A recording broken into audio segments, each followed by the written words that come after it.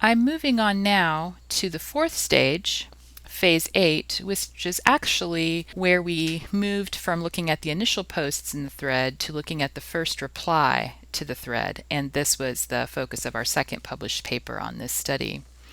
So what we did there was basically duplicate the project, but this time we were interested in the replies, not the initial threads.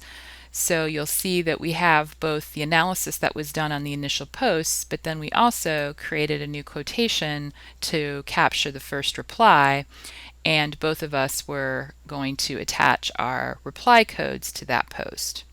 We also realized in phase 8A that we would need to organize our codes a little bit. So we ended up adding prefixes to those codes, which you'll see in the code manager, and we created some code groups so that we organized our codes by initial codes and codes on the reply post. So initial post codes, reply post codes, and we even played around with organizing the codes by which type of group member were posting them, although that focus of the analysis didn't end up going very far. Still in phase 8A, we did create and define codes in advance that we anticipated seeing in the reply posts, because by this point we were pretty familiar with the data and we had some ideas about what we would see. So we went ahead and created those codes in advance. And we also used the memos much more extensively by this point as we became more familiar with the software. While we didn't use memo groups yet, we did try to capture our approach to analysis so that we both would know what we planned to do. And we also made notes of things that were interesting to us, and we kept track of our meeting minutes and that sort of thing as we move forward. So we really used the memos to document our process. We also created a memo to record the results of our analysis of the initial posts, and so you'll see here that we have findings from the first study here in the project file for our second study, so we could always remember sort of what we had found and some of our ideas about what might be coming as we continued our analysis of the thread. In phase 8B, this just captures the fact that we had to copy the project, so both Mary Alice and I had the same structure, the same project file in which to work. And I'll just point out that phases 9 and 10 and 11 are basically reflecting the iterative cycle that we use to analyze the data. We did it in waves. Phase 9, we read and reflected and wrote memos and quotation comments with our ideas about these first replies. And then we would create new codes if something wasn't captured in the codes that we already had created to begin with. And we would make memos.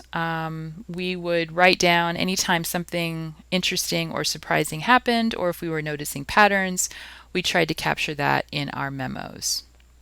And we did have a variability code this time. You'll see in the reply codes variability, we use that instead of a memo to capture where things were different from what we anticipated or what we were seeing in the other posts. Phase 9C and in subsequent phases, similarly, we would combine our analysis. Then we would merge those files, and then we would talk about that and refine our analysis. You will see phase 9D basically describes that, yes, we had to then label and organize our reply codes so that we could filter those and keep our codes more organized. And you'll see too that we color coded them. It's a little hard to distinguish here, but the initial posts are blue, the reply posts are purple, and eventually these status posts were red. We created code groups, which helps in filtering, and you can see that on the left. And we would come together and talk about our separate coding and to see what we thought about that. And of course, the easiest way to do that is just to double click on the code and then click through the quotations and see if indeed this code makes sense and accurately captures what's happening in that part of the data.